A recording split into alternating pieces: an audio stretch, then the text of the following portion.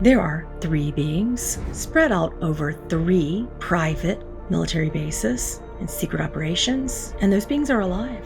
What drove you to speak out on a lot of the things that you learned while you were within the CIA and some of the projects that you were involved in? We are beginning to realize that it's highly possible that the extraterrestrial beings who have been visiting our planet are definitely versions of us. I knew that my name would be tarnished everywhere in the Associated Press. I knew that there would possibly be legal repercussions. Some of you would criticize this, but some of the leaders that you feel have the most negative intention politically have opened their spiritual awareness.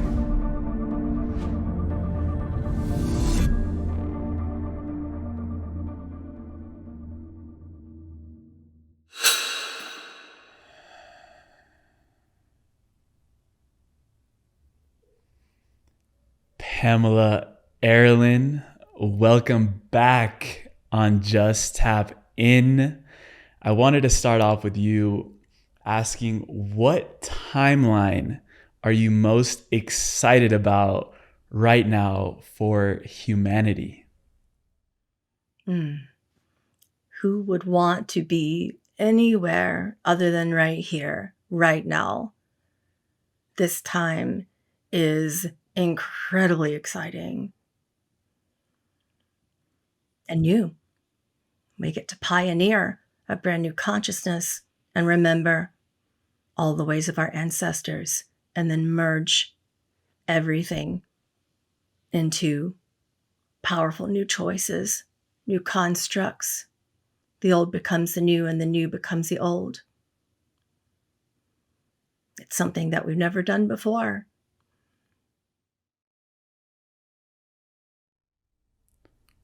What new choices do you feel that humanity is being presented with right now?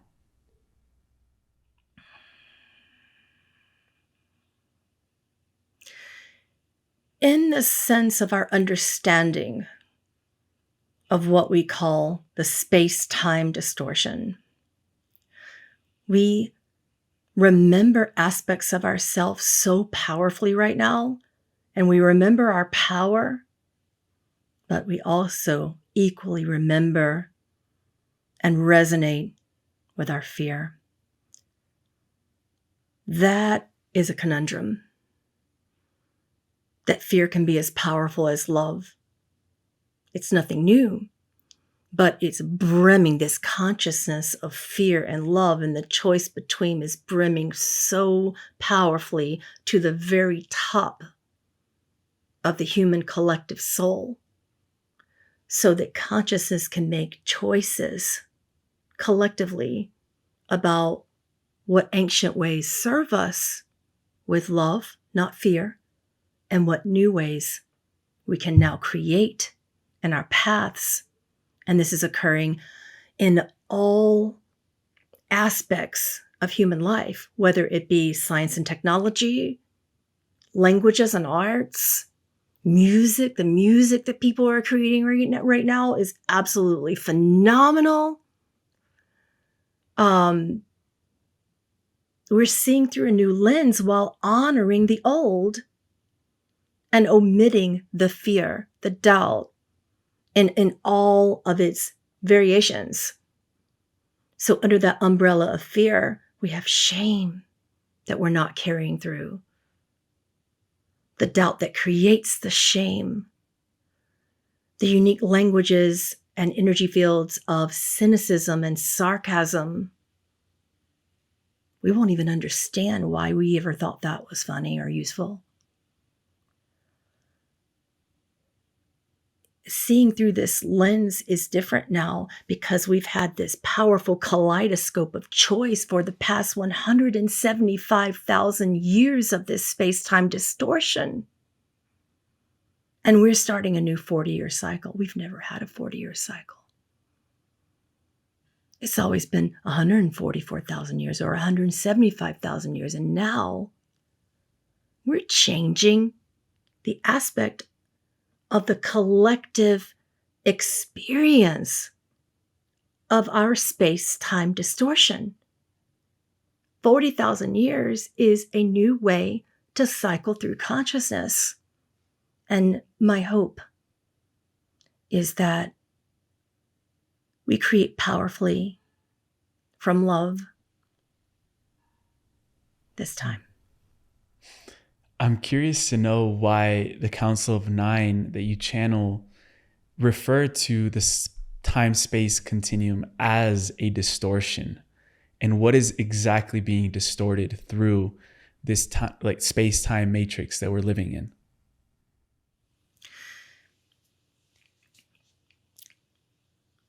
What they're saying in response to you is that the space-time distortion is required to create. Without it, we cannot have the field of creativity. In this unique space-time distortion for this universe, we create from the concept and construct of belief. Belief is king in these environments. Belief is something that helps you recognize your truth. It helps you remember your ancestral lineage. It helps you heal the pain that you've carried throughout what you believe is the past. And eventually, you begin to create with the divine memory that everything everywhere is happening all at once. In this unique awareness, you can then recollect that time was needed always for belief to help you remember your power and to help you forget all of the moments of disempowerment, all of the moments wherein you believed you were helpless, all of the moments wherein you believed that you were in control or out of it, all of the moments wherein you believed that some other person, being, entity, or individual or collective experience outside of you was responsible for all of those sufferings. Now is a time where we can value the space-time distortion. It is indeed a distortion that allows you to pretend or imagine that you are moving through a field of awareness, and this collective and individual construct that we call imagination gives you the dreaming and all of its power within what you call free agency.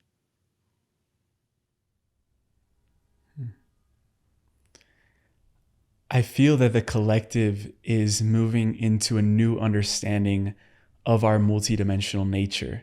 And I was telling you, Pamela, that this last week I spent 10 days at a Dr. Joe Dispenza retreat, the first ever 10-day extended retreat that he's ever done. And I've been to a 7-day before, a week long. And we didn't know, it was the unknown of what he was going to reveal to us, what we were going to do, learn about in the extra 3-4 days that we had. And Dr. Joe just opened up a plethora of teachings around dimensionality and moving into the infinite use, the recorder of the soul, he called it. He says that when we get to open the recorder of the soul, we can access the infinite number of yous or us that exist simultaneously. But he also said that in order to get your body pulled into that future, a future timeline like you're doing with the future humans, it's revealed to us through the heart. So I wanted to understand from your perspective how you utilize your heart in order to do what you do, to channel humans from the future, to access different timelines, and do all these beautiful, amazing things that we covered in our first conversation as well.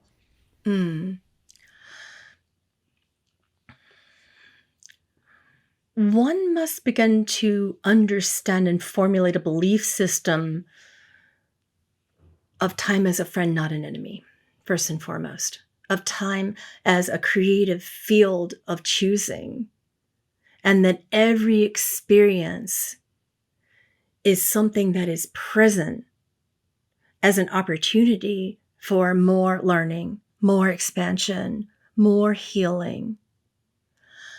What I'm beginning to notice in the world is that people are excited and simultaneously somewhat afraid of the heart space. On one hand, people believe that opening the heart space, there's this massive collective belief in empaths, for example, that opening the heart space could produce suffering, overwhelm, panic. More people are rising in my programs. When I mentor people for channeling and clairvoyance and whatever it is we're working on, more people are arriving into my programs with the wounded healer construct, more so than ever before. And what I find is that we can utilize that construct no matter what belief system we have about the heart space and all of the past and present conditions and positive and negative beliefs that we have created for our expansion opportunities about the heart space.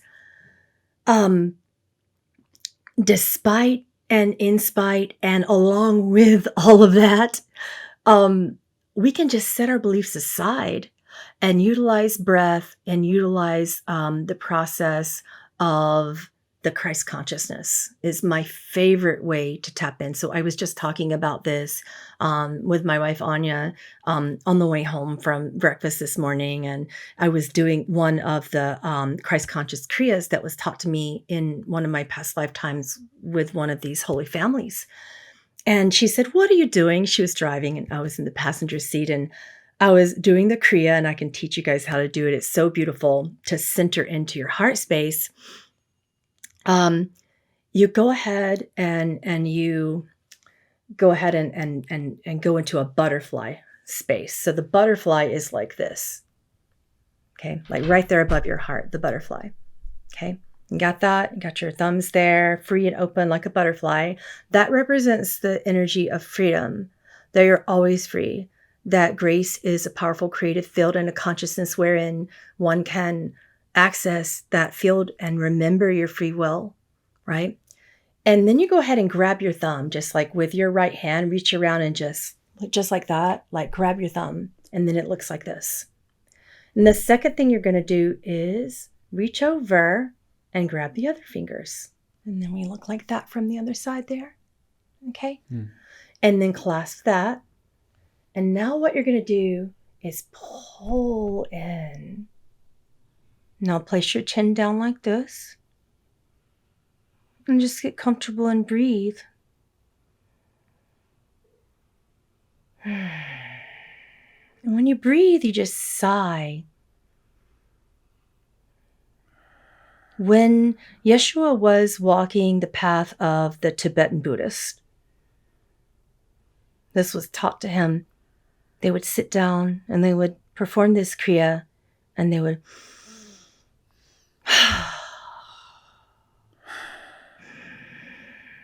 and like a gentle sigh of relief, like a hug. And then you just reflect. You reflect upon what you're grateful for, the feelings, even if you have no thoughts about what it is. Maybe it's just that you feel a nice warmth, that you feel, the vibration of love around you. Maybe you're hearing birds, like something you're grateful for. Do that a few times.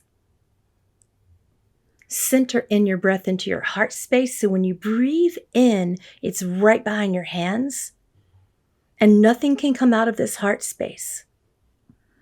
When you inhale, it's like a beautiful golden light going through your hands into your heart. And every time you exhale, it's in between your chest cavity and your hands.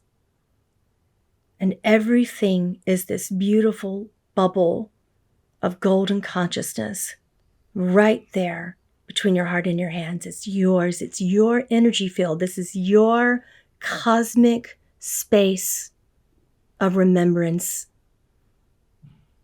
from your heart mind. Do this before making decisions. Do this before channeling, before healing. Do this before making any powerful thought streams that would create a belief. Something you want to manifest maybe right now. Think about it. Visualize it. Now ask your cosmic heart space, what belief is surrounding this desire to create? What belief is energizing this creative consciousness of what I desire? What excites me about this creative belief and potential? Now, if any visions come, when you awaken, now it's time for sacred action. Then go do. Go do that. Wow. I felt my hands tingling during the whole thing. You felt your energy. We feel our energy field when we do that. We're so busy trying to tune into the world, tune into others, help others. But before we can do that, we have to really feel our own energy space, our own consciousness in the heart. Yeah. Everything that manifests comes from there. So when you begin to consider where your excitement is and what you want to manifest from this space, and then wherever the excitement leads you, and then you go do that, you step into sacred action, you're immediately on that creative path of abundance. Absolutely immediately. As long as it is true for you. Yeah. And you were mentioning how this practice helped you connect with that Christ consciousness. And I'm drawing a lot of parallels right now because at the retreat, Dr. Joe was explaining how when we connect our human consciousness to pure consciousness, we become aware of another reality. Sometimes a reality that is relevant and related to the current one that we're in.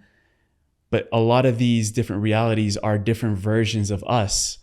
So I'm really curious to know, when you're moving through the dimensions, when you're moving through timelines, do you feel that you are just connecting to another aspect of you, of your soul, that is still recording your experiences in another iteration of that? How do you view timelines in that sense? Because I view time from the teachings of the Galactic Council of Nine, they teach that time is a distortion and we have free agency to explore it and to remember all aspects of ourselves, whether we feel mastered in those aspects or not, whatever timeline we're on, whatever we're attempting to master, learn in that creative experience and in that expansion module. It doesn't matter. All of it is of service. So I like to tap into a timeline where I can take this energy field and recreate it. And that is called bilocation. It's different than time travel, because if I were time traveling, you would not see this form. It would, right? It would not be here. I would have to formulate a whole different belief pattern. But because I know the truth about multidimensionality, I can tap into all aspects of myself and thereby create a construct of bilocation, which means taking the essence of me, duplicating it in that realm, and going and making friends. I make friends. It's a very tangible, physical experience. When I first started to do it and meet other people there, I was worried about how they would see me. There's all sorts of funny stories in my upcoming book, Humans from the Future, which is about stories of empowerment. And it's really beautiful. That'll be coming out in January. almost complete there with publishing. But one of the stories, for example, talks about when I was first learning this, I felt very disjointed. And when I would pull my spiritual energy field into another timeline, it felt like I was landing, and it felt like a crash landing. It felt like when I'm trying to duplicate the energy, there must have been a belief that I would possibly die or maybe feel disjointed, because it hurt to do it. And it felt like a new pilot trying to land a plane very precariously. And, but I'm landing my energy field. So one of the stories in the book is about me landing in this scientist's fountain. And it was like at 3 a.m. in the morning. Just because I had What? the intention to want to meet her, but she had this massive fountain outside of her, the 3 bay windows in her house in this timeline. And I really just wanted to meet her, but I had this interesting meeting that was very unfortunate. And she happened to be studying time travel, and she's very interested in remote viewing in the future timeline. She has a whole school that trains people for remote viewing and bilocation in the deep future. And when I was going there, her name is Hannah. I would land in her fountain almost every time. I would either like break the fountain or break myself. So in that sense, I would land and my energy would disperse. So there'd be like an arm over here and a leg over there and a torso over here. And can you imagine her coming out of her house at 3 a.m. in this timeline and seeing this human looking thing, but kind of more of a light body? She thinks it's a human, but there's disjointed parts everywhere, but there really isn't. I'm not like yelping in pain. I'm just kind of scared that I'm going to be in pain. And I'm like, oh my God, my arm, my leg, blah, blah, blah. All these things are happening when I first started learning how to. And she's like, okay, so I know what this is. And here it is. I imagine you're from my school probably, and you're just learning, and maybe you wanted to come visit me, but maybe give me a heads up this next time if you're a student of bilocation. Did you eat? Did you fast? Did you do this? Did you have coffee? Did you do all the things you should and shouldn't do?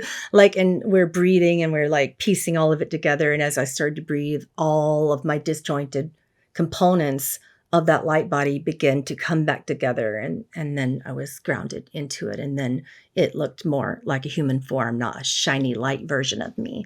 And that was the first time I experienced a full densified experience where I could actually not only touch someone, but they could touch me, and I could taste food, and I had that density experience in that timeline. Prior to then, it was only the practice of this in a less solidified form, a light body, if you will. A solidified form is very difficult. And then I could only hold it for an hour tops. Takes But a certain level of mastery to do that. with her help, I can now hold it for about 2 weeks in that timeline. Wow. And it's not the same 2 weeks in your current timeline. Yeah, I only have 8 hours in this timeline. Oh, wow. So Wow. you have to formulate a belief if you want to do things like this, that you can bend time, that you can shift the time-space distortion and move it at your will. And whatever you do in that other timeline, will it affect your current one that you're in right now? It can, yeah. But there are ethical, universal, and cosmic laws to this. So when something is getting ready to affect me too much, I have what I call a block. And that is that if I'm going to hear someone say something and I shouldn't hear it, I will, like, their lips will be moving, but it looks like pixelated, as if I can't really, like you're listening to someone, but they're not really, they're far away. It's like trying to lip read, but they're speaking very softly and you don't understand their language. It's a very odd thing to describe. It's almost as if the universe says, hey, there are some ethical cosmic rules, because you don't really know that you're going to affect the past or how it's going to affect the past. And if you did know, then you would even have free agency to choose something that may or may not be in your individual best interest. Yeah. For instance, like I tried would, to find my kids in the future. It's probably a bad idea. bad idea. Right? But I was able to meet your grandkids. I did meet my grandchild, but I wasn't able, like, it was allowed, but I wasn't allowed to know much about my actual child. Interesting. And it's like the conversations would not go in that direction no matter how hard I tried. I would get that block, that blur. Their mouths were moving and they're so excited. And I'm like, what? So there are ethics to everything, including this. Yeah, yeah, and I would love to go even deeper into those implications of timeline jumping, bilocation. But to stay on that topic of remote viewing as well, you were mentioning to me a few days ago while we were chatting that a lot is on your mind around the recent phenomenon with the drones and the UAPs that are going on in the US, and how that's related to upcoming disclosure. Mm-hmm. So I would love to open the space for you to highlight what have you been, really looking into in that realm and how it's relevant to what we're going toward in the future. I have visited multiple future timelines with quite a few different humans from the future to get their perspectives about what is happening and what they remember in their future timeline about us. And it feels as if there are many moving parts. And from what the council tells me about it as well, we are still in this space-time distortion with the belief that we have to have truth in a way that is black and white, in a way that this is what the drones are and this is only what they are. This is what disclosure looks like, and it is only what it looks like in this way that we are insistent upon. But because there are so many timelines in this unique collective ascension module, the council calls this timeline the sacred convergence. And the opportunity that we hold is to bring not a few timelines, not even hundreds, but hundreds of thousands, billions and billions of timelines from 175,000 years of powerful creators such as ourselves, all of us. Each and every one of us are powerful creators. We're bringing those timelines in together.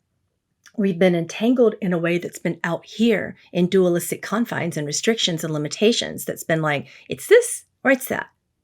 And we are now having the opportunity and the choice to hold everyone's truth in our hands and to be able to see the powerful learning expansion opportunities for all of those versions of truth to be present and why they're present, what we learned from them, without necessarily saying the drones are this, the orbs are that.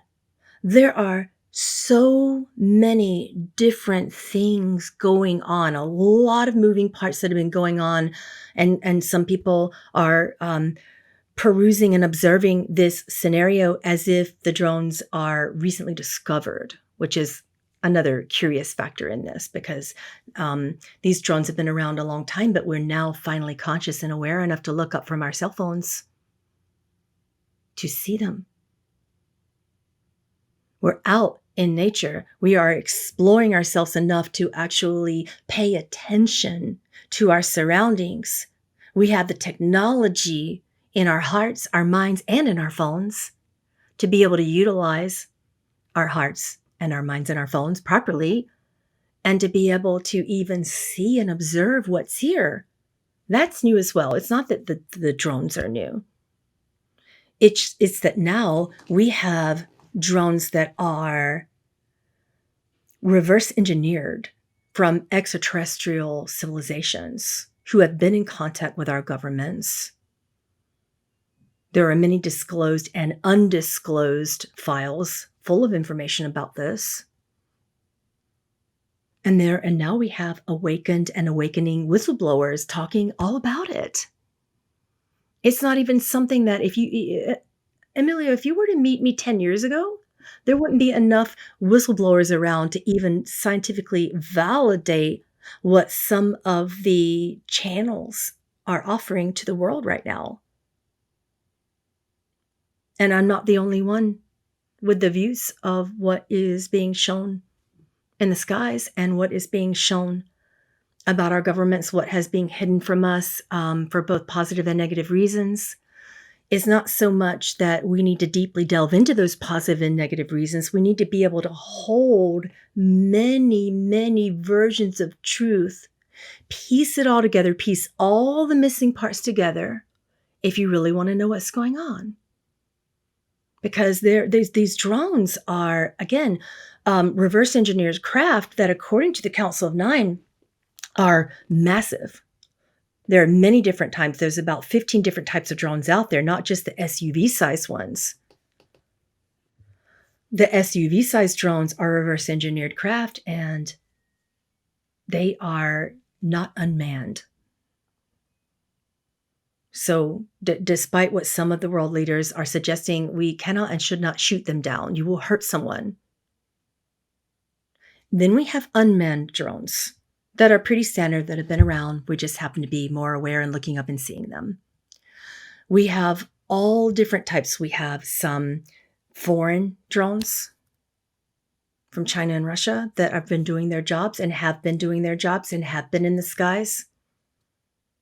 It's just that now we're looking. Now we see them. Now we're in a different space of consciousness. Now all of the potentials of the time-space distortion are overlapping. So we see the things that have been active and happening for a long time, like the foreign entity drones. They're not manned. They're obviously operated in a remote fashion. And they are spy drones, and they have been spying on the US government for decades. Like, that's not new. Russian spyware is not new, not to drones, not to any technology.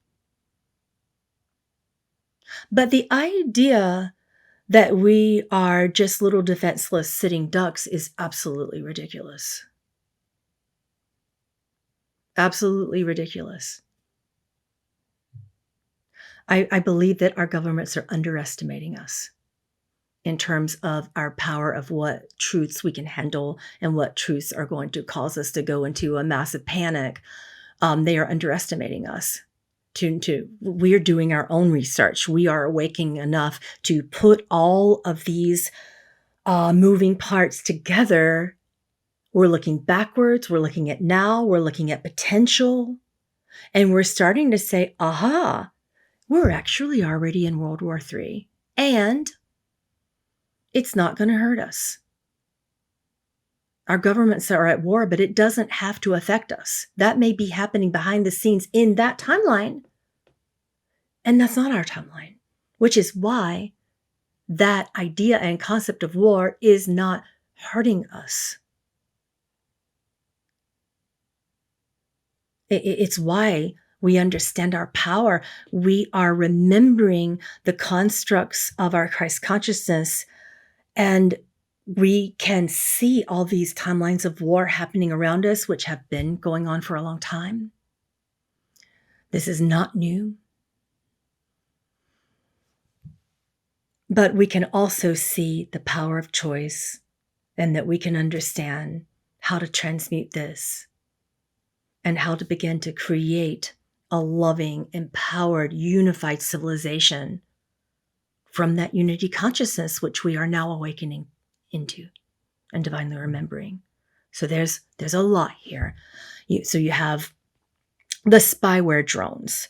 You have the drones that are for commercial purposes and distraction. Yes, that's going on too.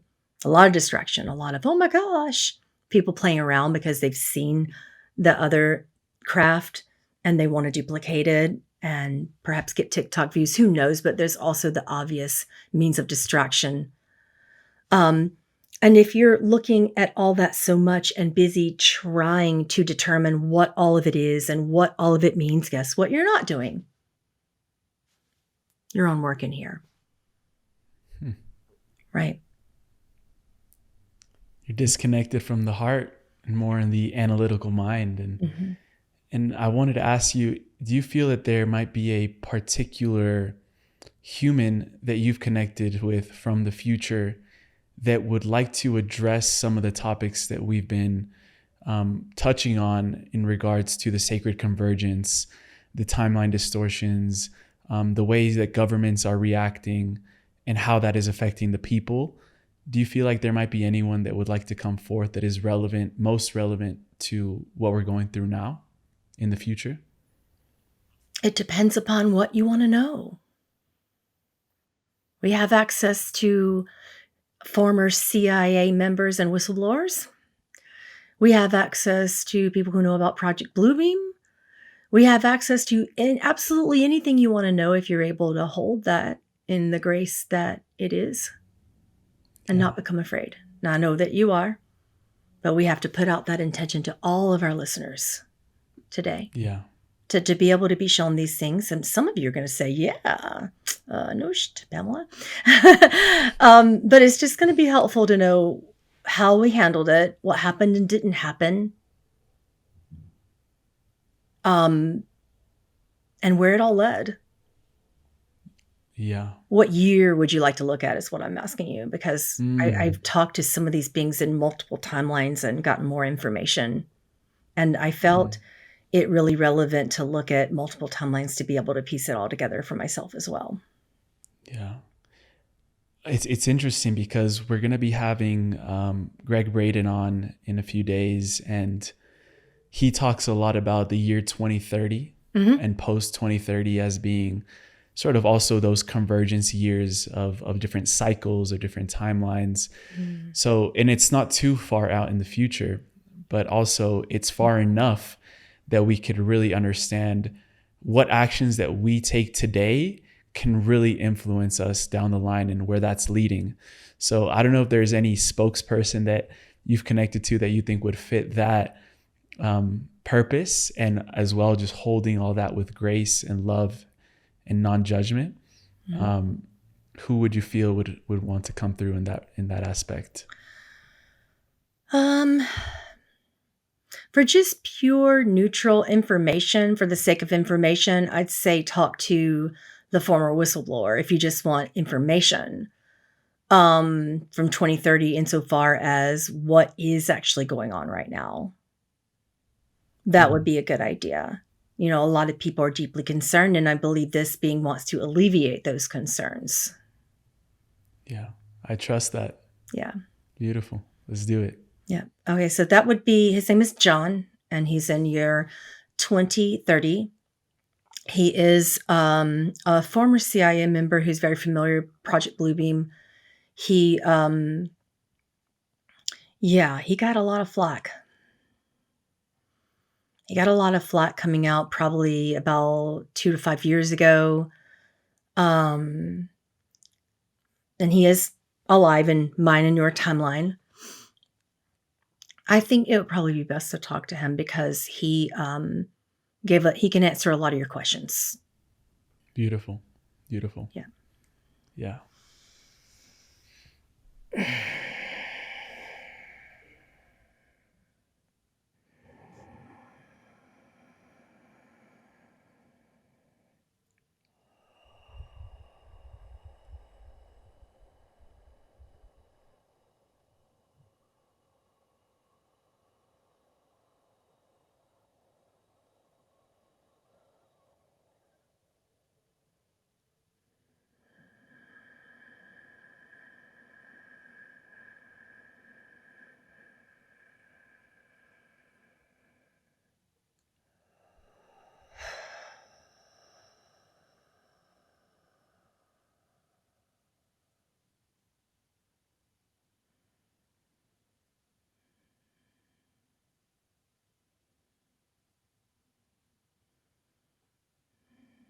It's so apropos that he's meeting us in New Jersey. Freaking hilarious. I told him you would probably call upon him today because he's just so neutral and just can explain things so clearly.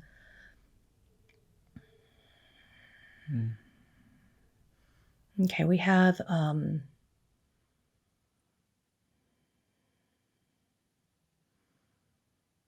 John. I'm just trying to make sure he's available still, but he said he would be.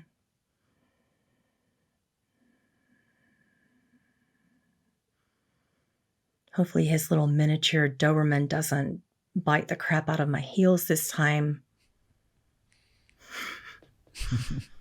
He's locked her away, I think.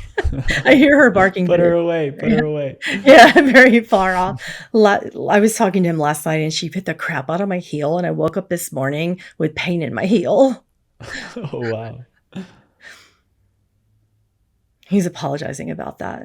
He says hi to you as well. Right now, what I'm doing is using this physical form over here in 2024 is a bit of a telephone between the new form in that timeline of 2030 and this parallel form in 2024. So in that space, it's channeling, and I will repeat everything that he says back to you. You can say anything you want to him. Beautiful. What drove you, John, to speak out on a lot of the things that you learned while you were within the CIA and some of the projects that you were involved in?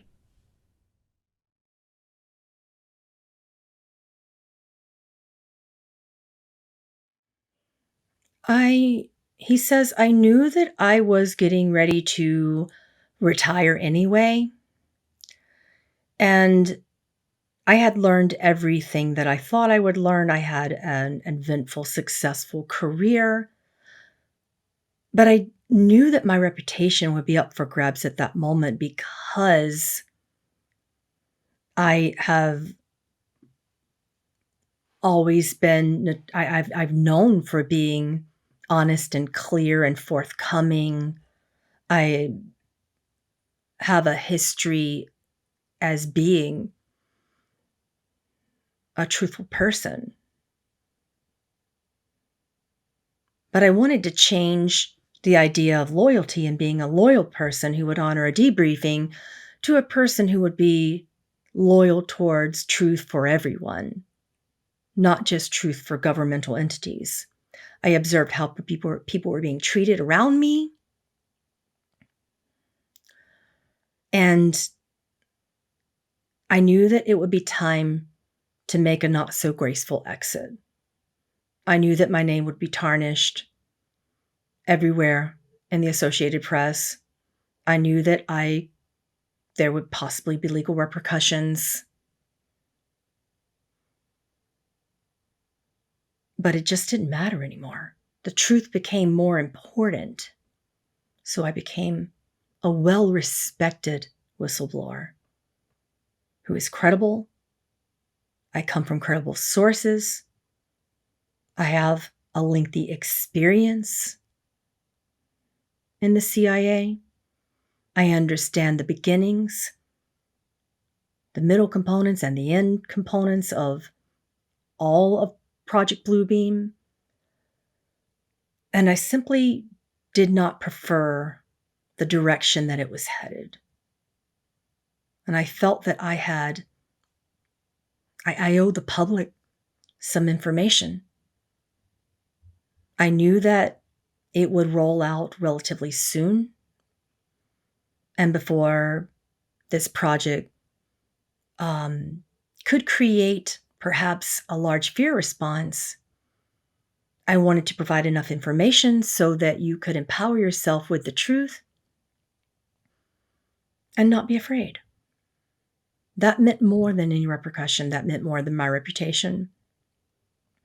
It wouldn't make sense that an incredibly loyal, credible source such as myself would become a whistleblower, which meant that you would listen. That's very respectable and brave. Thank you so much for your work.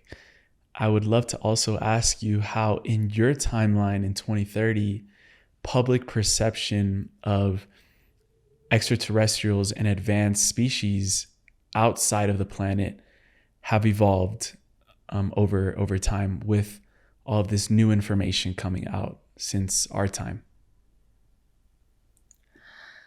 The majority of the disclosure that you experienced in early 2030, and also some beginning components of it in late 2028 and late 2029, that led up to such a great understanding of what was being hidden from you. It's no secret that the government hides things from you. That's nothing new today. It's that we've had so many whistleblowers along with myself that people know We are credible. We have education, loyal careers to support us. We are mentally sound. Why is it all of a sudden that we would want to share what would be perceived as undisclosed information? We shared so much of it that eventually the government had to comply and tell the truth. We shared so much of it that by the time you recognize what was in your skies, you also realized that it was time to begin to ask. And you did begin to ask questions. And you asked the right questions, and you don't stop asking. Disclosure happened in steps. This idea that suddenly extraterrestrial craft would come and create experiences with you in a way that would frighten you. It's not exactly what happened at first. You had periods of disclosure from your governments, small components of it. It began in this fashion just by seeing the drones in your skies. And some aren't drones. Just by understanding the degree of truth and the various types of crafts, not just one type, but the various types of crafts flying in your skies, you begin to question. And the whistleblowers gave you answers. Eventually, your government had to back it up.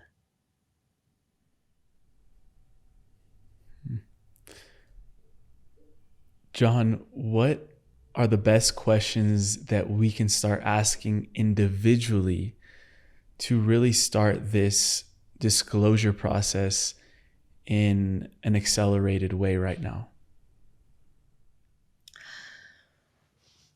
When you had a larger component and awareness of disclosure, when you experience disclosure from governmental entities, they put it forth to you that those extraterrestrial beings would be malevolent. Thankfully, you didn't have any reason to believe that, and you just didn't take the bait. And that was your first larger disclosure situation and circumstance. The very first one, aside from what you already are aware of. And this time the Pentagon couldn't come on the back of that and say, yes, we researched it and it was a human man craft from the military. You went through almost 2 years of extraterrestrial craft sightings, extraterrestrial drone sightings, orb sightings, and the frequency of such did not cease. You saw more and more and more UAP in your skies. It got to the point where so many people were wanting answers. So ask yourself this question, because this is where it all led. You did not believe, ultimately, that these beings were malevolent. But by the time craft landed here and beings were communicating with you face to face, you were shocked. Why would you be shocked to note that there is a reason why some of them look like you? Ask yourself, what would you need 10 years from now, 20 years from now, 50 years from now, 100 years from now? Look at this scientifically. How would your bodies evolve if there were components of destruction in the environment? how would your bodies evolve? You may simply look different.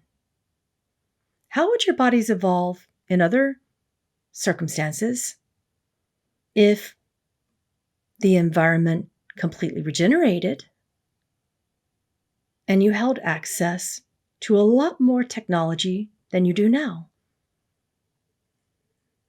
Many of you are afraid that the beings that are coming are overly aware of artificial intelligence and that those technologies have taken over a part of human consciousness. But that's not what happened.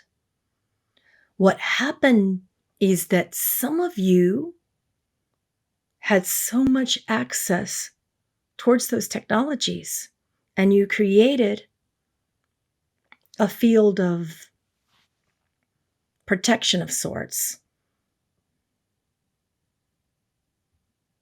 sometimes from your environment, biologically, but also please keep in mind that your human scientists travel and they put on spacesuits and they go into other environments. And if those beings in those environments were to see you,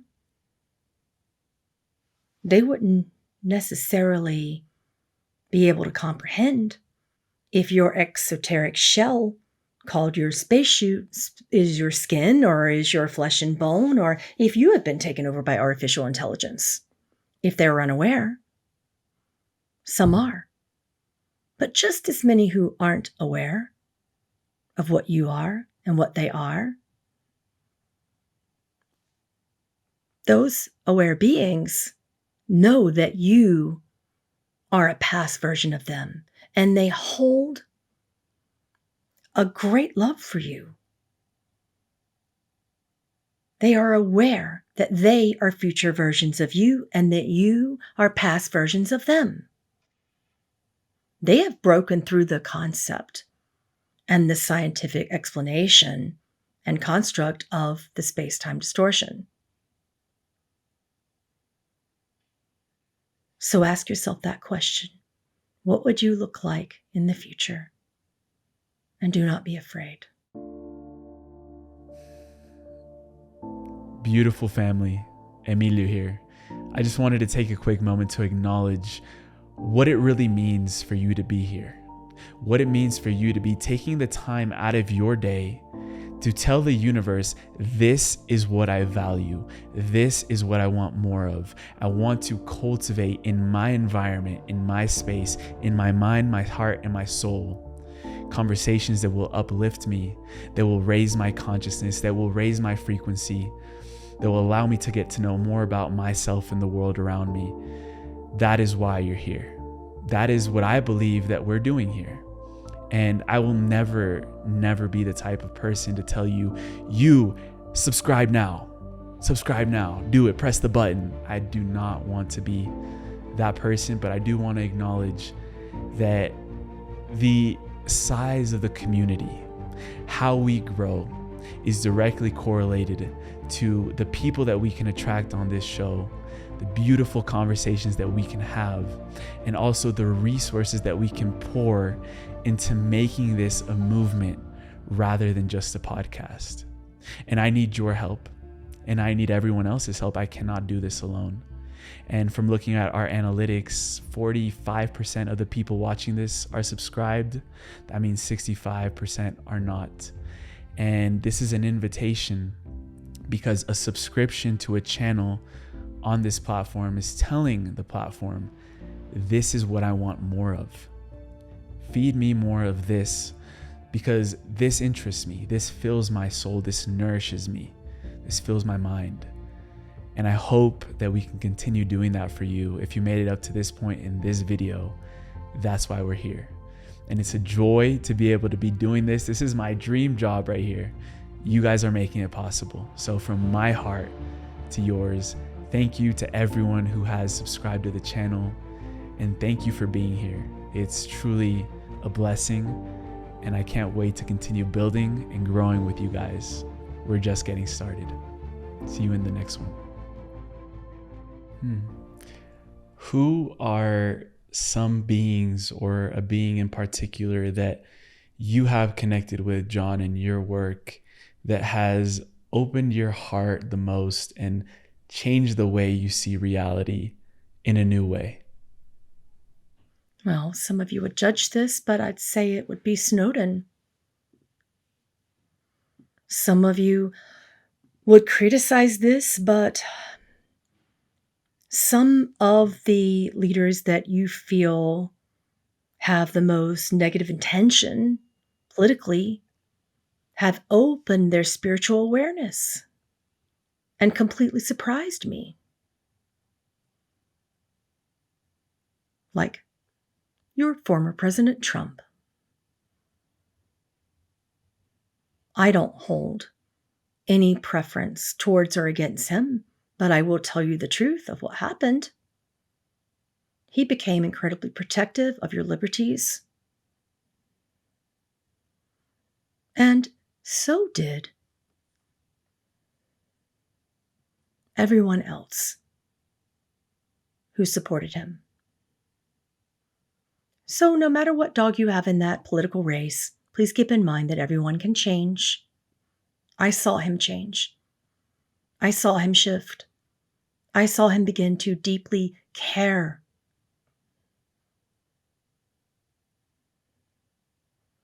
And this is the reality of what happened. He became the whistleblower.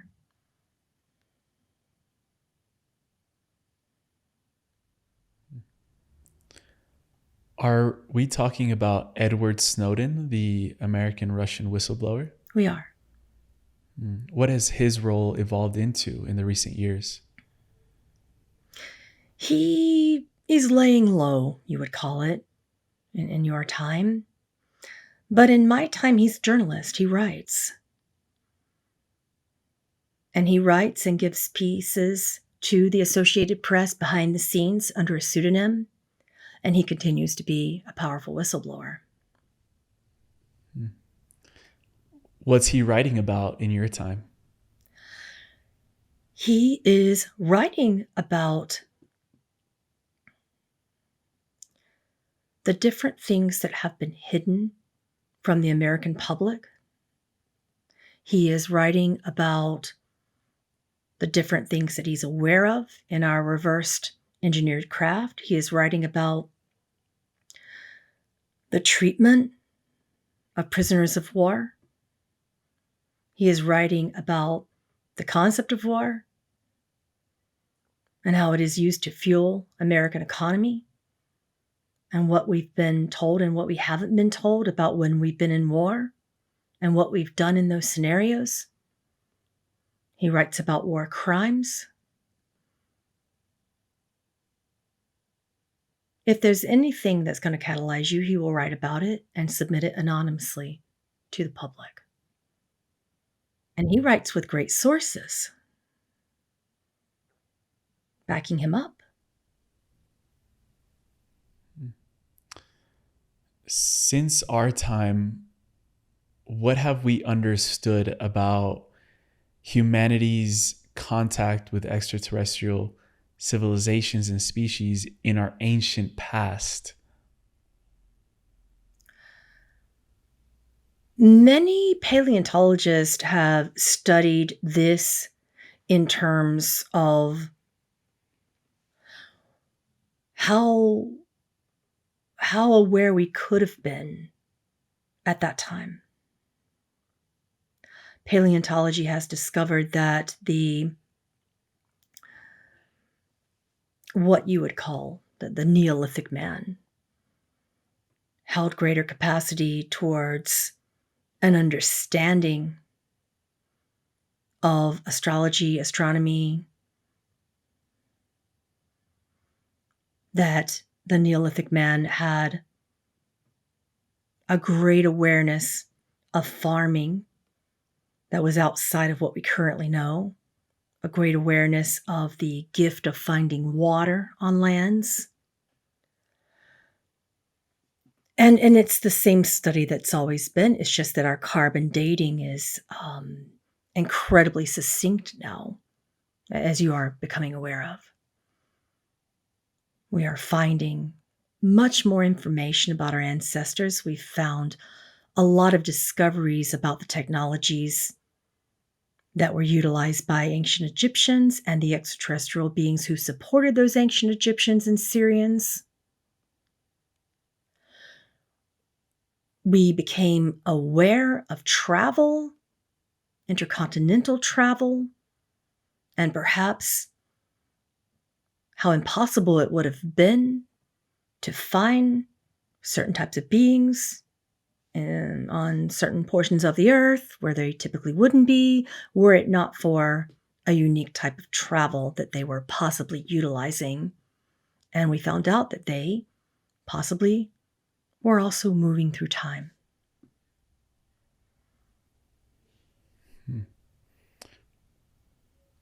What do you know about time from your perspective now and what humanity has discovered in recent years?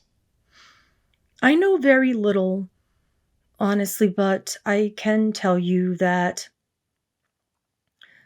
we are beginning to realize that it's highly possible that the extraterrestrial beings who have been visiting our planet are definitely versions of us. We're accepting that possibility, and we're accepting that it's something that we can study and understand.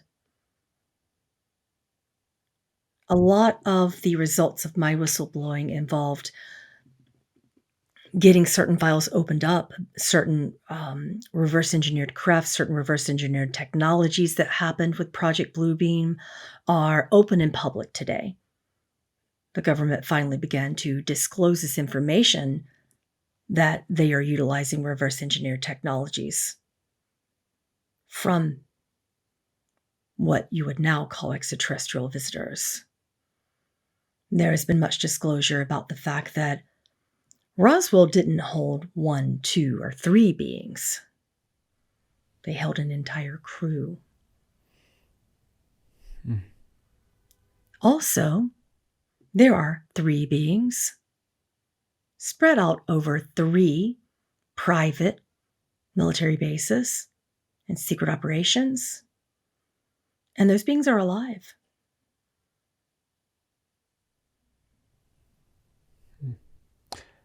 How do we communicate with these extraterrestrial visitors? They have created an artificial intelligence interface which allows them to do many things, one of which would be to share recorded components of history with us. That is one of their gifts coming in 2030 disclosure. This tablet-like device can also translate all languages within the universe.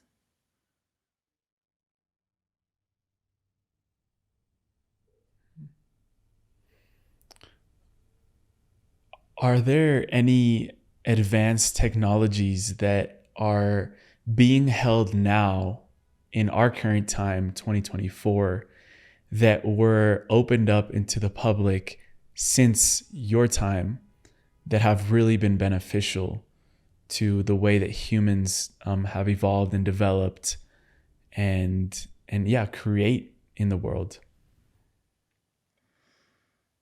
So you're wondering if the technologies that we have now evolved into something beneficial in my time. And it's specifically the technologies that are being withheld now that we're already in possession of, that were then released in the next coming years that have been really beneficial to humanity. Right now, a lot of these technologies involve the translating of languages within extraterrestrial beings. These technologies involve a medical scanning device that can be useful and is now useful for medical imaging. There are many technologies given by the future versions of you that you now call extraterrestrials, which are technologies that help you with different hovercraft. So those hovercraft are coming out and they are reverse engineered, and some of the energy source that is utilized is a plasma. This is a plasma-based engine. And in this plasma-based engine, there are beginning stages of public transport systems, and they don't require wheels or any mechanics that we would understand. Now, we've had some of this technology for a long time because, we have propulsion engines in rockets. That is a reverse engineered device given by extraterrestrials a long time ago as a gift. The primary reasons why extraterrestrials or your future selves come to visit you is to make sure that you don't utilize these gifts improperly. For example, you have some degree of access in the government right now towards reverse engineered craft that would be helpful. It would be helpful towards sniffing out nuclear devices and nuclear material. Some of the drones in your skies are doing that right now. Instead of alarming people, they go about their reconnaissance missions towards attempting to find this material so that it doesn't get into the wrong hands without alarming the public. Unfortunately, they are now alarming the public. But we also have crafts that are designed based upon virtual production, virtual engineering, virtual technologies. Those crafts can spot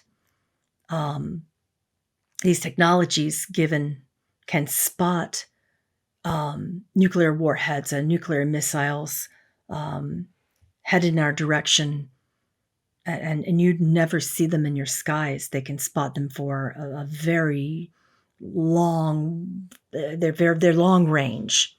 So it wouldn't even come into the threshold of your environment. And then you also have the type of warheads that you've had for a long time that can shoot down those missiles and prevent war from happening. So if you have a world leader somewhere who is trigger happy and wants to push a button, you have many reverse engineered technologies that can see those long and short range nuclear missiles headed in whatever direction and prevent those missiles from creating deeper war circumstances. There's just a lot of information that I could give you about the type of reverse engineered and artificial intelligence type of technologies that are gifted. Artificial intelligence is going to be helping in your imaging. It's already helping in your surgeries. You have completely robotic surgeries now, and those robots can be, it can omit human error. But I also want to alleviate your fears that I haven't seen anything disclosed, and I haven't seen anything that would be hidden and undisclosed, which would mean that artificial intelligence would create its own consciousness in a way that would be similar to a human consciousness. It can create something that appears to be conscious, but it's just a certain degree of functional mind-based awareness, not consciousness. Functional intelligence awareness is different than the consciousness of a human soul. That won't happen. And I wanted to alleviate your fears on that. These future versions of us, or these extraterrestrial beings that you're connecting with in your timeline, seem to be very advanced technologically. But I'm wondering about how you've perceived their spiritual nature and their connection to the divine that kind of gives us a glimpse as to where we're headed as we're developing more of our center points to open up to the cosmos and open up to higher intelligence and higher consciousness as well. What have you noticed about their spirituality? We're still learning from them. There are more than one. There is more than one type of civilization which has presented itself to us. There are 5 civilizations who have presented themselves to us. Which ones? There is, and some of them are being a little evasive about where they come from, and those would be the non-sentient beings who are what some believe are more reptilian in nature, but that's not what they call themselves. And they are highly ethical beings. They won't give the information about their star system, and we believe it would be for a very unique reason. Because if we were to understand their technologies, we would be unprepared to utilize those technologies in a way that would hold peace in the world. And yet they visit us to make sure that we understand the implications of where we're going, where we're headed, if we do not utilize certain technologies properly. And they do that by their gift that they have given us. They come and they show us where we're headed, and they can recollect everything in our past and show it. And they can also give the glimpse of what happened and what is happening in the parallel realms of future. They perceive time as parallel, and that has been incredibly helpful for everyone to understand. They are creating contactee experiences with not a few, not hundreds, but thousands of beings around the world. There have been over 75,000 unique contactee experiences publicized about working with these beings. And now individuals, not governments, individuals are also being gifted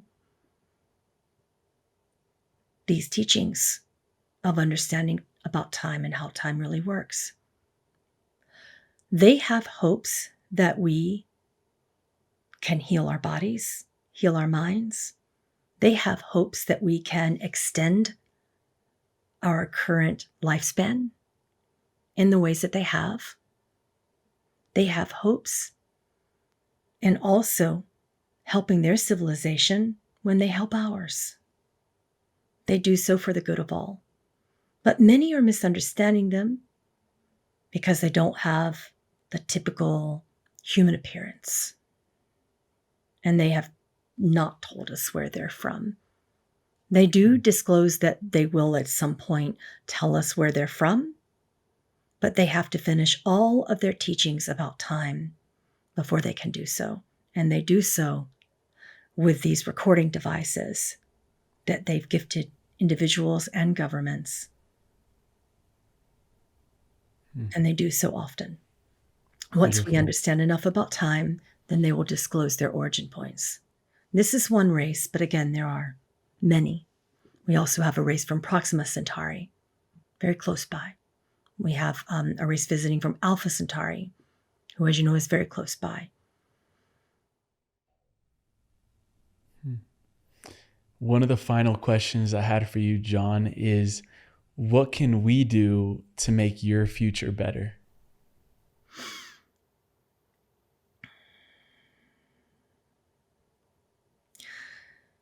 You can begin to understand the future and the past in a way that serves your lives now.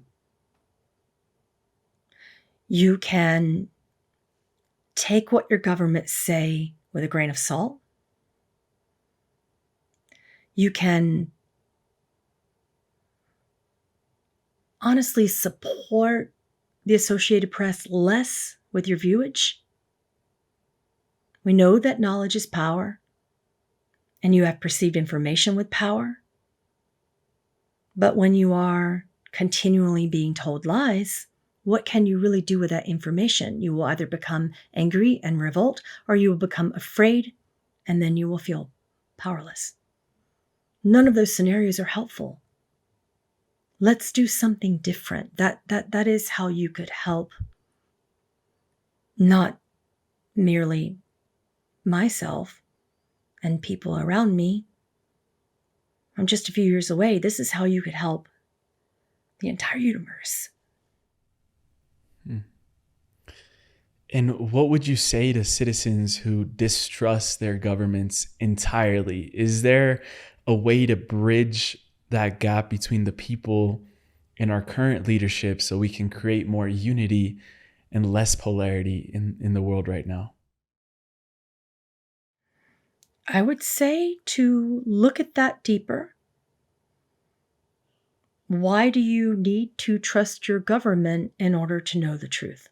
Why do you need to trust your governments in order to discover more, research more, learn more, and know more?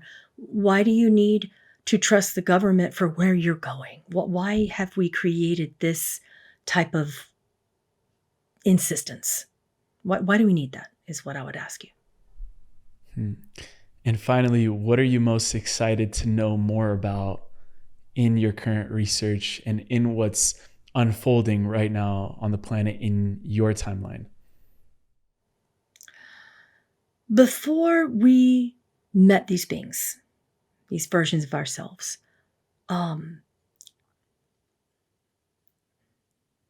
we thought that it would be more of a future of humans destroying Earth and leaving it, or the environment incredibly, just entirely collapsing. They are giving us a different vantage point about how we can benefit Earth, how we can benefit ourselves, and how we can also be proper citizens of this entire universe. We can be proper stewards of time, of land, of our bodies. I'm just excited that they're us. It was not incredibly shocking knowing what I know and what has been withheld, but it alleviated so many fears, and that has been exciting. People had views of extraterrestrials which were, quite frankly, you'd either place them so much on a pedestal that you wanted to worship them, or you were very, very afraid of them. But just knowing that they're us and we are them, that helps, doesn't it? That's exciting to me. And it gives me hope for a peaceful future. John, it's been such a pleasure for this contact, and thank you for your bravery, your courage, your service to humanity. It's a true honor to share the space and witness all the work that you've done to accelerate this disclosure. Thank you so much for sitting with us and having this conversation.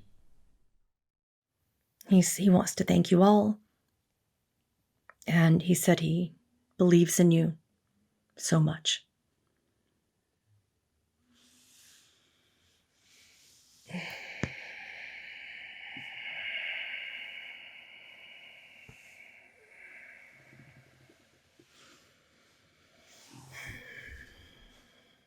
Welcome back to 2024. What was 2030 like? Different. I mean, but I've been traveling there a lot these past few months, so it's not incredibly unexpected, but every time I go there, I notice something a little different. Like what? Well, for instance, so he's in jail. Oh.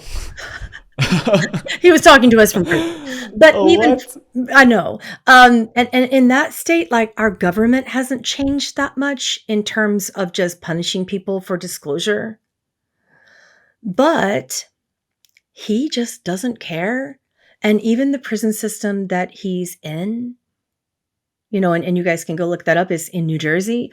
He's it looked more loving. There were pets in prison, and the big tattooed men like carrying around little kitties, like, and like and I saw like he's been I've been visiting him now for a couple weeks, and he shows me a meditation room in the prison, not just a chapel. Like, we have different rooms in the prison for different belief systems, and we have the meditation room. We have they have like yoga teachings, and it's and they have pets. Wow. It feels more like, the way he describes it to me, that even prison systems are focusing more on rehabilitation than punishment, which is exciting. He's about to get out. He hasn't been there for long. He's got good legal representation, but what I'm noticing over these past couple years of studying 2030 is that we don't have so many opposing sects of belief anymore, and even though we do still have the idea of religion, and religion itself is opening more in terms of the idea of, say, gay marriage, or whatever it is. We have less of that kind of discriminative stuff. I love that you said that you've been studying 2030. Yeah. Like, what else have you uncovered in terms of the shifts that we're going to be seeing in the next few years up until that timeline? And yeah, sort of what are some of the things that have been fascinating you about the changes, the shifts, apart from what you just mentioned? It's such a short time frame. It fascinated me that disclosure happened in a way where we began to have unique experiences. I know that we already are, and some are going to say, "Yeah, big whoop, we already are," but it was not. It's not like a person every now and then. I'm talking like people that even in 3D would be deemed very credible from their backgrounds. They were waking up fast, like people who held very high governmental positions, of authority-based positions, atheists who are in government, having in great authority-based positions, having these experiences and becoming like the whistleblowers, the amount of whistleblowers, the amount of people leaving governments in high positions, including my study of President Trump. He completely has changed from now in 2030. Completely. In what way? Not that he hasn't always been in a certain state, but sometimes people judge politicians as being only wanting elections over and over and over again. But he protected and gave disclosure, gave information that put him at risk during this process. He gave information, and then a lot of the other political parties were saying, "Oh yeah, he's gone crazy again," just like during the last time when he told everybody to drink bleach, and whatever that misunderstanding was. But they picked on him and compared it to those times. But he began to disclose information that was so true that it was unbelievable. Wow. Interesting. And John walked me through all of the disclosures that happened, and they weren't like happening in this way that was a bunch at a time until late 2029, and then again in early 2030. That's when these crafts were landing, and I zoned in to those timeframes when the crafts were landing, and it was very, very interesting because we attempted to use the same reverse engineered technologies given to us by those beings to shoot down. Like, we did the thing that people think we're going to do. We tried to shoot the craft down. And it didn't work. They were very reflective technologies, and it did not work. There was one ship that landed, and it looked like a prism, and it landed and it just sat there on the ground. And it was an unusual shape, and it had a prism type appearance, almost as if, like, when your screen pixelates, there were these pixelated little blocks everywhere. and in these various plasma-oriented colors that would look almost like pearlescent when the sun hit it. And it just sat there. It sat there for 3 days before anyone came out of it or anyone knew what to do with it. It was like it was waiting on something. And How that did was the an public unusual one. react? Scientists, Chaos? Like, what was that like? it wasn't as chaotic. It wasn't as chaotic. It's not like what you see in the movies when a craft lands in the movies and people are like, I mean, of course, the government did try to shoot it down, but the public were not chaotic. We're taking a selfie. Yeah, there was a lot of that. There was, but also there were That would have been me. I would have been like, yo. there were people that wanted to understand what that particular craft was bringing, which was the awareness of vibration. It would reflect your own vibration back to you. And if you sat there long enough, you would feel your own vibration. Wow. So it was like a healing pod or like a healing craft. If it would take whatever was best serving your belief system and put it in your face. So you begin to have like ayahuasca. Similar, except you didn't feel the other component of Aya where you feel a little disoriented. None of those side effects. It would just bring you an awareness of yourself, and it would show that to you. Somehow you would get visions about things that you'd forgotten in your childhood. Beautiful things. Not always, sometimes it would be scary things. And the people misunderstood that and got a little angry, but also many, many loving things as well. And people would meditate. I saw them meditating in front of the craft, waiting to be shown these realizations. And it was super weird and super wonderful and really unexpected. It's not, what I thought would happen. Where did they land the most? Like around DC or what parts of the world were they landing in? Jersey, DC. They had these little pods that started in that area. They started where they would be most visible in 2029, late 2029 and early 2030. And the pods were small enough and people would just sit around and wonder what was going to happen and just wait. And what people camped out and just waited. But Curiosity by the time beat fear.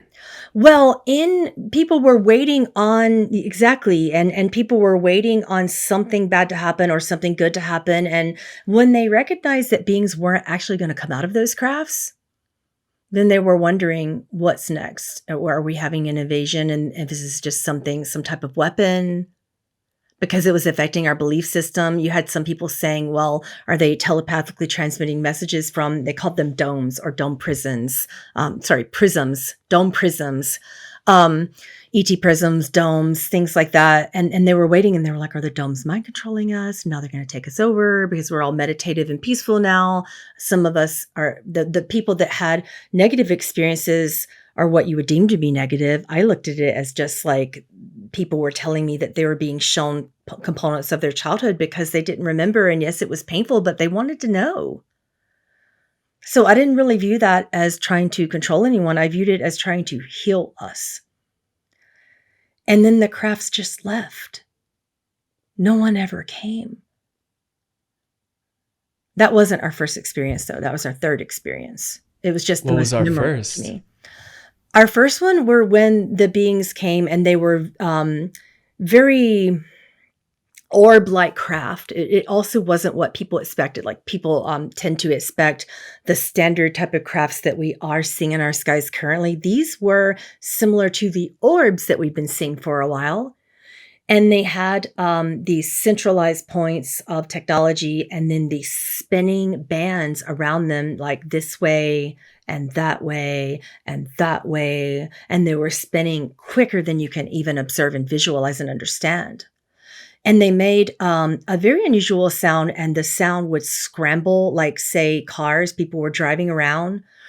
And the sound for the vibration from these crafts would scramble your radio, and it would like make the pitch of your radio go to like a lower voice. So say some people were listening to the radio and then suddenly the radio sounded like this, and that would be slow and lower pitch. There was a little bit of that going on, a lot of that going on actually. So then people thought, oh, are those alien voices? And there was a little bit of fear about, does that mean that the extraterrestrials, like, that sounds creepy? Is it bad? Are they going to harm us?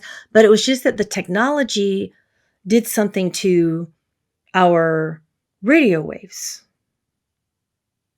So simultaneously, there was a time frame that I visited in 2026 where there was an explosion in New Jersey from some kind of nuclear device or material. And oddly enough, some of those drones that we've been seeing now, the same drone and the same orbs that we're seeing now were flying over this explosion. And it's like the bottoms of them opened and it looked like something was coming out, like they were spraying something in like just hundreds of millions of gallons of whatever it was at a time. And then no one was harmed because of the nuclear explosion of whatever exploded on our land. No one was, it like dispersed it. And then people did not experience radiation burns or problems because whatever that was dispersing it. Because the council has said that they're really overlooking the nuclear power that we've developed, because that could essentially blow up the whole planet if we're not careful.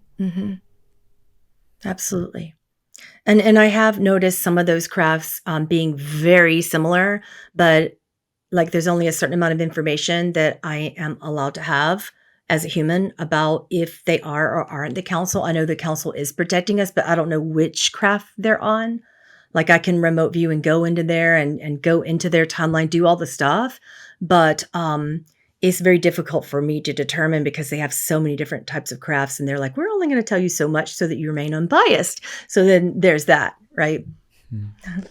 Wow. And really going back to the beginning about our conversation around time, I can feel like we're getting into some like really complex territory because we're talking about future timelines and different things. I'm a huge Marvel comics fan, and in the recent movies, without giving any spoilers, they show the TVA, which is the Time Variance Authority, and they're basically the ones that overlook. They're like timeline monitors that overlook, and they prevent certain timelines from happening in the multiverse that would be a little bit too dangerous. Oh, I saw that on the last one. Yeah.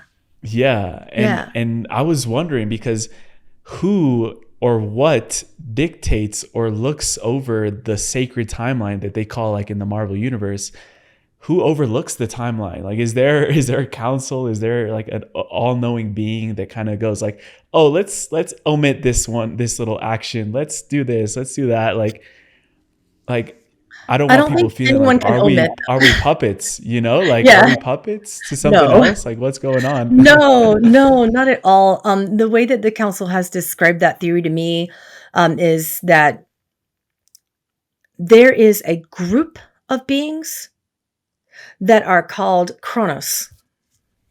Chronos. Chronos, and they are like a collective of beings, and there's not one more so than the other. They are just the guardians of time. So they are created by cosmic source for that purpose. And essentially speaking, if there's too much intervention, what they can do is help those beings awaken to the potential of the destruction that they could cause.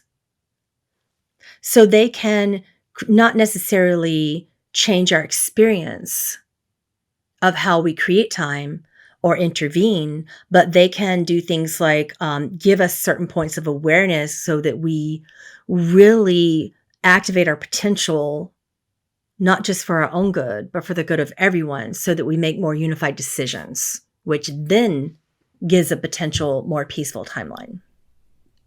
And the last time we were here, you said that the law of paradox is something that I hope everyone learns. And I'm curious to know, when we're talking about different timelines going on and these paradoxes that start forming in our mind when we start thinking about time, because we aren't programmed to see or really, perceive multidimensional time. Like our brains handle linear time, but it's when we access the higher consciousness, the all mind, the God mind, that then we see the multidimensionality of things. So what is the greatest paradox that is being manifested right now on the planet? It seems that we are beginning to consciously observe our beliefs in a way that involves the potential of deeper understanding, deeper integration, deeper healing, and deeper service towards our unique and collective ascension modules. So what I mean by that is we are each born with a choice for whatever unique type of ascension modules we have, for what we're going to learn.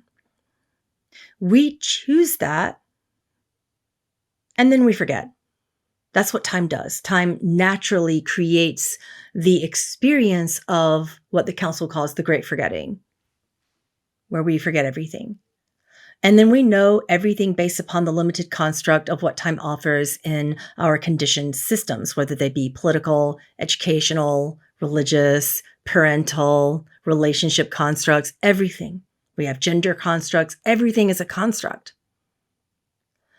When we begin to awaken, we begin to examine the actual blueprint that is within us, that's given to each of us for our remembering. We may be born in the great forgetting, but we are going into the great remembering. That is what the sacred convergence is all about. And in our ascension modules, we are instructed, we are given a divine blueprint, if you will. We are given a toolkit. And the council likes to call it our divine blueprint. And the divine blueprint is so simple. Number one, everything is serving you. Number two, find the belief that creates the service. Number three, keep choosing that if it's helping, or choose again.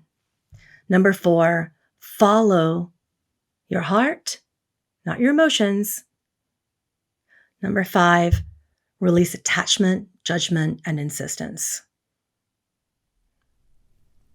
Follow your heart and not your emotions. Don't confuse your heart with your emotions. Yeah, let's go deeper into that, because I feel like that's a little confusing. Yeah.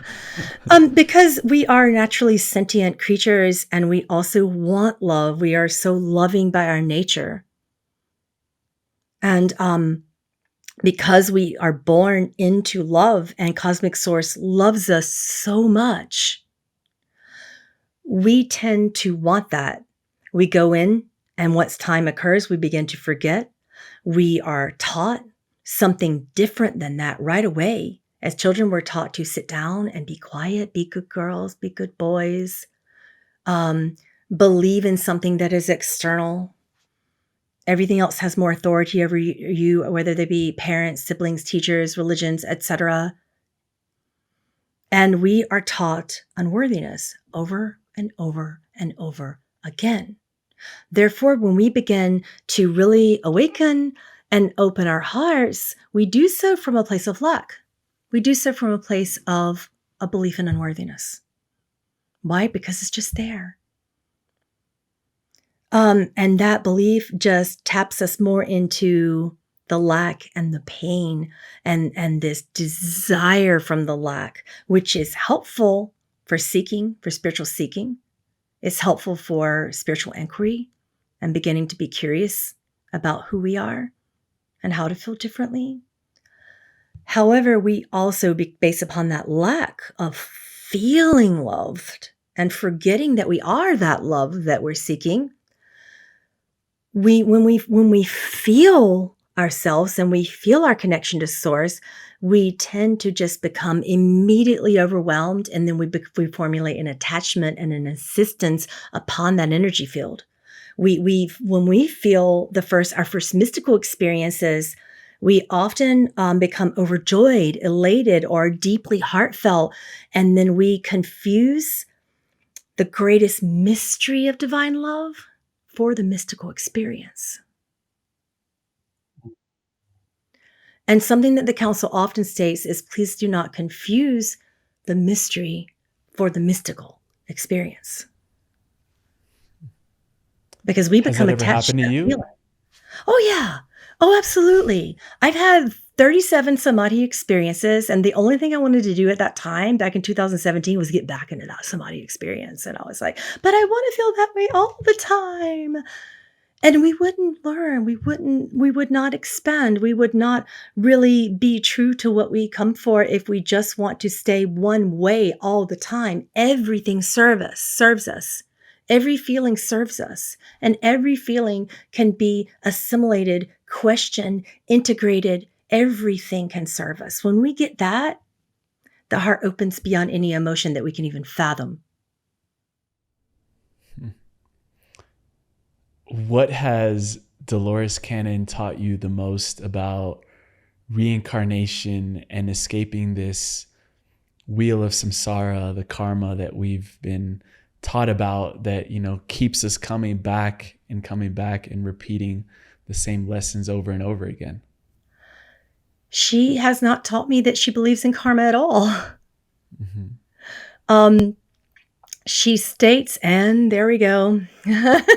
I knew that if you brought up her name, it would happen again. I'm sorry. I wasn't trying to. I was just every time. We may as well just transfer, and I'll let you talk to her. Okay. As you wish. As you wish.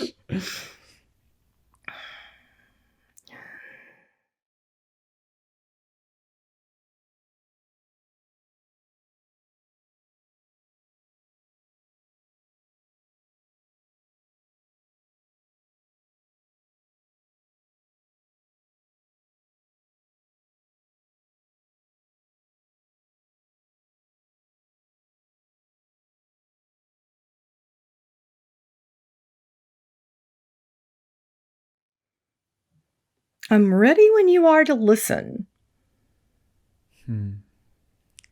How do you view reincarnation? I view it as the continuation of choice, which is naturally given to everyone as a component of your consciousness. Consciousness is alive. Consciousness decides, and you are that. You are your own creators of time. You can decide if time returns to you in a certain way, and then you can call that reincarnation. I call that an exploration of a parallel realm. Please remember your multiplicity.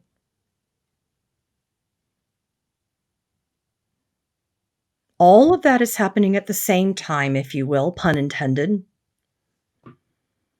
And you have choice. Each and every time you hold a thought, you are accessing not one or two or three, you are accessing hundreds of billions of aspects of yourselves. Now take that information and hold it for a moment. Every time you hold a thought, that's what's happening. Because you hold so many thoughts, you are now reaching into the cosmic fabric of the space-time and then pulling from hundreds of billions of versions of you every second. Every second you are pulling from the various versions of you because you wish to create differently. You wish to create powerfully. Imagine that every second. Do you know how many thoughts you have in that time frame? Amplify that thought hundreds of billions of times. And now imagine each of those thoughts connecting to hundreds of billions of versions of you in a parallel realm. That's how you learn, that's how you create, and that's how you remember. Dolores, if there are infinite versions of us, why are we only aware of this primary one or this one that we're in right now and not the eternal ones and the infinite ones that are happening at the same time? Remember that the vibration of the infinite you is so strong, is so powerful, that if it began to densify into the component of the brain that holds human memory, your body would explode. And your mind would disintegrate. It's not possible, nor is it reasonable, nor should it be expected. This is why when light densifies into form, you get to have the experience through the concept of time. You get to take these bite-sized components of lessons, if you will. I don't care what you call it. You might want to call it karma. I don't mind what you call it. Just don't walk around punishing yourself with it. You get to pull from any aspect of you, and you get to call it the past. Pretend it's separate, and then learn from it. Learn from this in the same way that you would go into a dressing room if you were getting ready to go out to some fashion show or something. Now, that wasn't really my thing when I was alive. I could throw on any old outfit and be perfectly content if Julia didn't stop me. But you want more. Some of you want to experience the idea of many colors, many sounds, many different concepts of how you flavor your belief. So we could compare it to food, if you will. So in that way, if you want to come and eat a wonderful meal, do you know how long that would take you in this space-time distortion? And then you'd be so full. You would just get everything all the time. It would just be completely handed to you. And you'd be born knowing everything, having access to everything. Almost as if you lived in a castle and you had servants who brought you food and various beautiful meals all the time. Would it sound fun for a while? Sure. But that's what you're already doing in what you call heaven. That's what you're already doing. So why would you want to create from the concept of knowing everything? You came to center in to a realm in a lower frequency and vibration so that you could remember more beautifully, more palpably, more powerfully, and more practically. You came here for this. In our last conversation, you said that all of the great masters understood that you would need to slow down the mind and the breath in order for the body to catch up with light itself.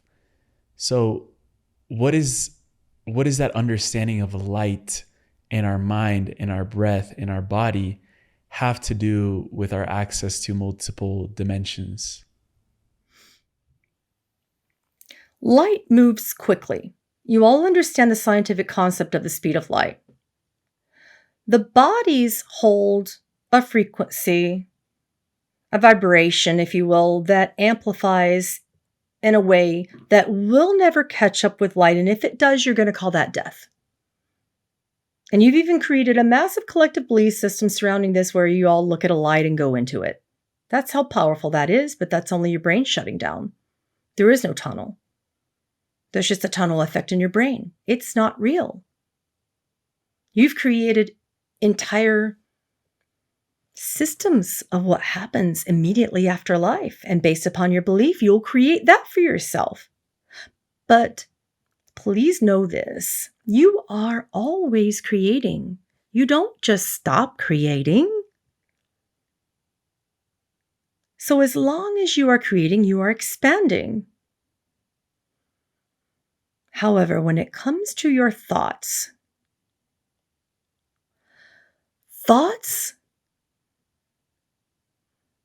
don't initially help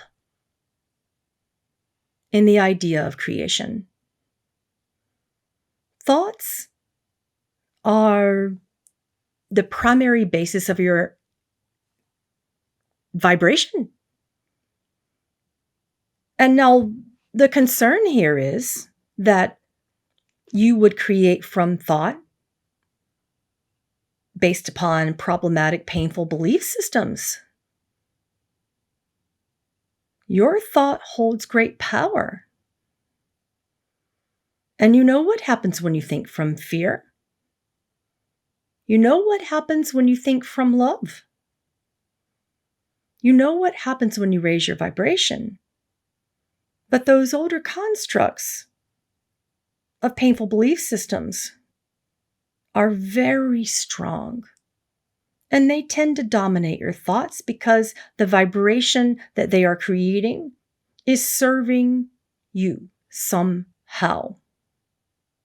It's serving you somehow. And that's something that cannot be ignored.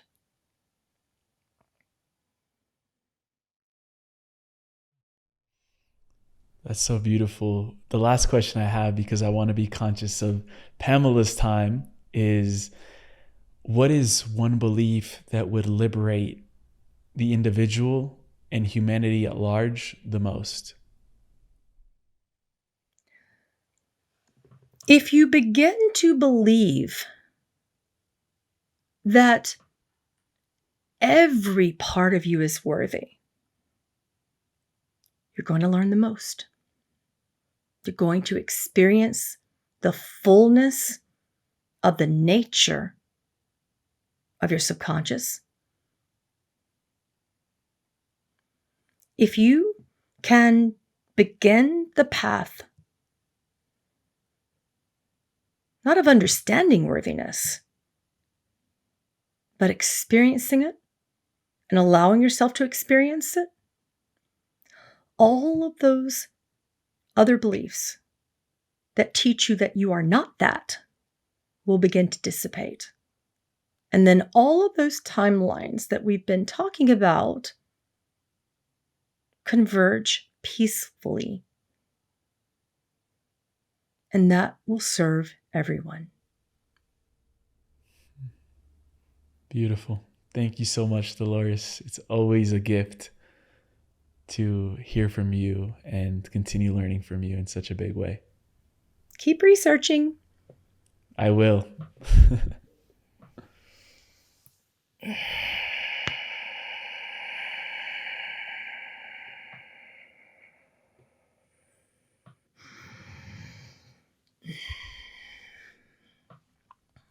That was unexpected. I'm not that surprised. Wow. Yeah, wow. Thank you. Thank you for that gift. I think I told you in the first conversation, I started this whole journey reading Dolores Cannon. So, you know, and the way that she comes through is like palpable. And I'm like getting goosebumps while I'm hearing her speak. And I'm like, whoa, whoa, whoa, whoa. So thank you for that gift for me and for all of us that are here listening. Oh, you're absolutely welcome. Thank you so much. And in the spirit of the Just Happen podcast, we end every show with a segment called The Final Trio. Little personalized final questions at the end. But before that, where would you send people to connect with you, with your work, your upcoming projects, anything that you feel on your heart to share with us and to share with people to go research and go connect with you more?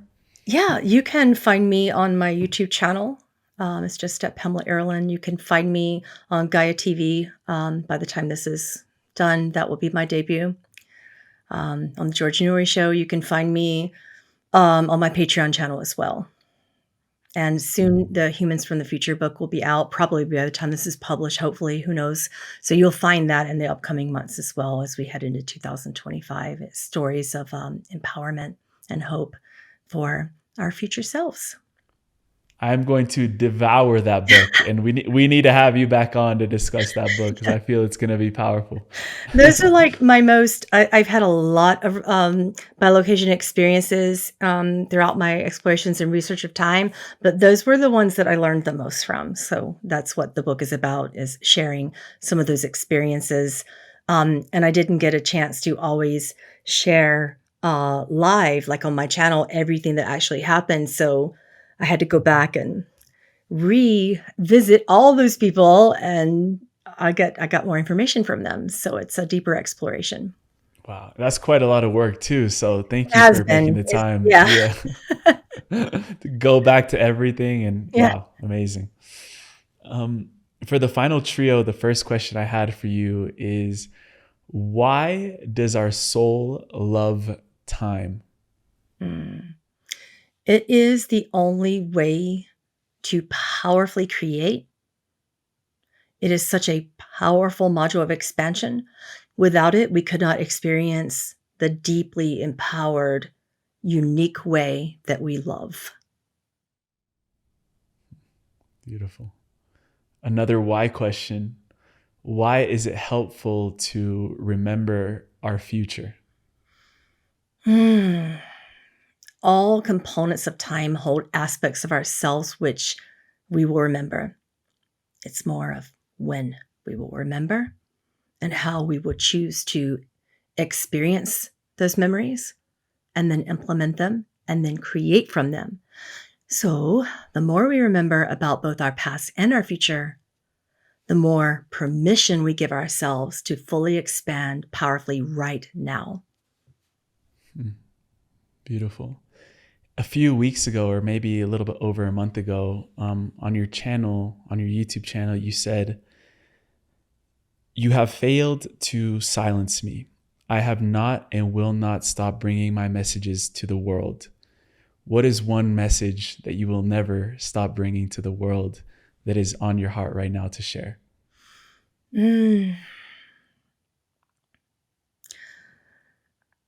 I really hope that people can understand the law of paradox and that creation is built upon it. And the more we can hold different versions of ourselves and different versions of truth as real and important and powerful in our hearts, the more we can commune with each other and stop seeing an other to begin with. It's really important to me right now that as we're looking at each other's truths and these various distractions that are going on right now, that we understand that this is the natural effect of how powerful and creative we have become.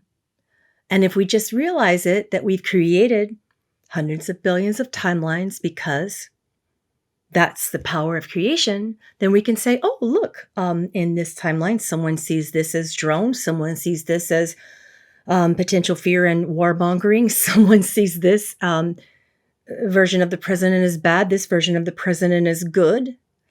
We can look at all truths and we can converge them in a way that serves everyone, all components of our mastered selves in all timelines. And that is why we're here. So what stops us from that is judgment, attachment, and insistence. We even do that in our spiritual awakening. We only begin to deem ourselves awake when we create a certain version of what that looks like, and we insist upon what that looks like even. We'll say, well, we're not awake unless we can see our spirit guides. Well, what is your spirit guide? It's another parallel version of you that just happens to have mastered something that you don't remember yet. So if we insist upon seeing our spirit guides, that's a unique form of insistence that we have. And that can serve us in certain ways to stop viewing ourselves as unworthy if that doesn't happen. Awakening is unique to each of us. And the most highly underestimated spiritual gift possible is knowing the self. Those downloads of knowingness that just happen when we're not expecting it. Those little miracles that make time so beautiful and that make this experience worthwhile. And the heart is the only organ in the body that can hold two opposing views at the same time. So whenever we feel like we're polarized in our life, maybe that's a sign that we're not in our heart. So Pamela, I could talk to you for hours and hours and hours on end. I know we will definitely need to meet in person, because by now with the work that you do, I don't know if you're real. You could just be coming in from the future. I need to physically be able to hug you. But it's such a pleasure. It's such a joy to be working together in such a big way and creating these new paradigms for the world that will be the foundation for the new beliefs of the new earth and the future generations to come. So it's a huge mission that we're both on, and everyone that is along the ride with us is also helping us plant many seeds to a brighter future. So beautiful. Thank you. And I can't wait to do round 3. Likewise. Thank you for your work. So grateful for you. And so, as always, inspired by you. Thank you. Me too. Thank you.